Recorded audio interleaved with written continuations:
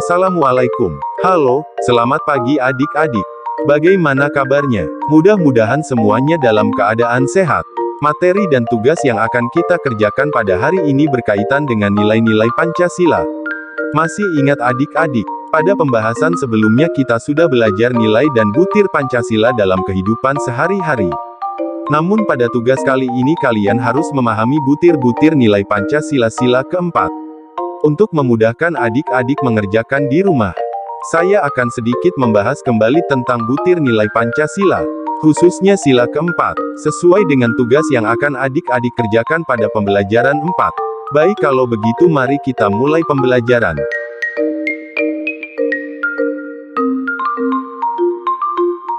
Nah adik-adik, sila keempat digambarkan dengan lambang kepala banteng yang maknanya, banteng merupakan hewan sosial yang sering berkumpul dan bergerombol. Maksudnya di sini segala sesuatu permasalahan atau pengambilan kesimpulan didasarkan pada hasil musyawarah dan pertemuan yang dilakukan oleh masyarakat sebagaimana pada sila keempat ini identik dengan sikap musyawarah. Pada sila keempat ini memiliki 10 butir nilai-nilai Pancasila yang diantaranya. 1. Setiap manusia Indonesia mempunyai kedudukan, hak, dan kewajiban yang sama. Maksudnya di sini setiap warga negara Indonesia memiliki hak dan kewajiban masing-masing yang tidak bisa diganggu-gugat oleh siapapun. Contohnya, pemilihan ketua kelas. Adik-adik memiliki kebebasan dalam bersuara memilih dan menentukan ketua kelas berdasarkan hati nurani masing-masing. 2. Tidak memaksakan kehendak orang lain. Artinya, sebagaimana pada butir 1 setiap orang memiliki haknya masing-masing dan siapapun tidak bisa memaksakan kehendak dirinya kepada orang lain. 3. Mengutamakan musyawarah dalam mengambil keputusan untuk kepentingan bersama. Pada butir ketiga ini memiliki artian bahwa segala sesuatu permasalahan atau pengambilan keputusan disadarkan pada musyawarah untuk mencapai mufakat. 4. Musyawarah untuk mencapai mufakat diliputi oleh semangat kekeluargaan. Pada butir ini maksudnya setiap musyawarah dalam pengambilan keputusan didasarkan atas asa kekeluargaan dengan saling menghargai pendapat, tidak ada tindak kekerasan apapun. 5. Menghormati dan menjunjung tinggi setiap keputusan yang dicapai sebagai hasil musyawarah. Artinya sebagai masyarakat yang baik alangkah baiknya kita selalu menghargai segala keputusan hasil musyawarah.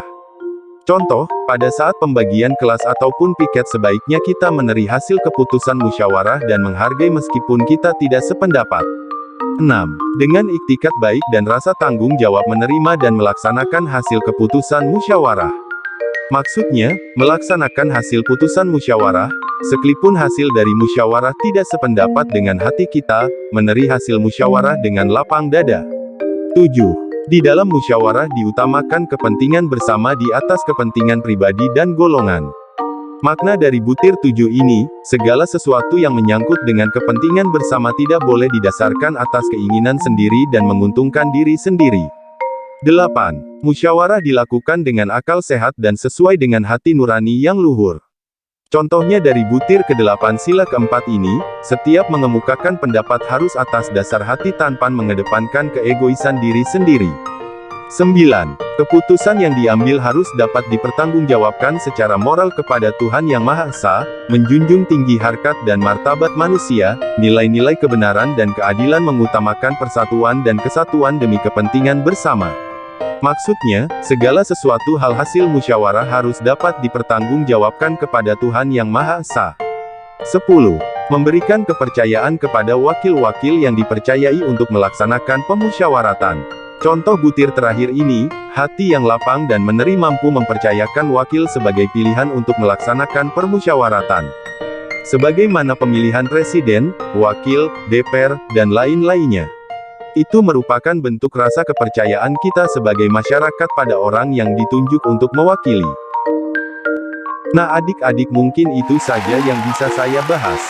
Selanjutnya adik-adik bisa mempelajarinya langsung sendiri. Namun jika ada kesempatan maka saya akan membahasnya secara keseluruhan. Untuk tugasnya ada di akhir video pembelajaran ini. Selamat mengerjakan. Tugas pertama, di sini adik-adik disajikan sebuah teks cerita yang menceritakan tentang suatu permasalahan yang sedang dihadapi oleh beberapa sekumpulan orang. Nah, untuk mengisi pertanyaan di sini adik-adik harus memahami terlebih dahulu nilai-nilai penerapan Pancasila sila keempat. Yang mana tadi sudah saya jelaskan. Untuk jawabannya kalian buat kolom seperti petunjuk yang telah disediakan.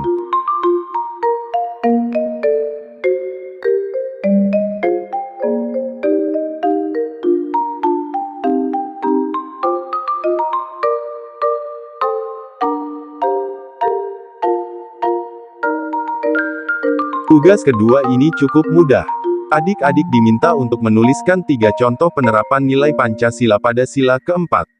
Contoh penerapannya ini harus didasarkan pada kehidupan nyata, yang kalian temui saat di sekolah.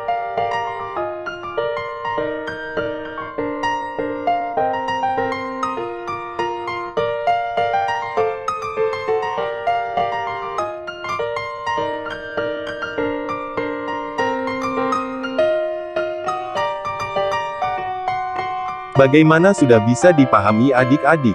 Kalau sudah paham silahkan kerjakan. Semoga bermanfaat.